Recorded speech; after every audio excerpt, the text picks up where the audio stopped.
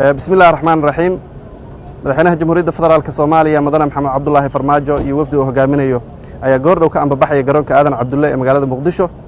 madaxweynaha iyo wafdigiisa waxay ku sii jeedaan magaalada Makka al-Mukarrama halkaas oo uu ka bilaaban doono shirka ururka Islaamka oo dhammaan dalalka ururka ku bahobay isugu imaanayaan.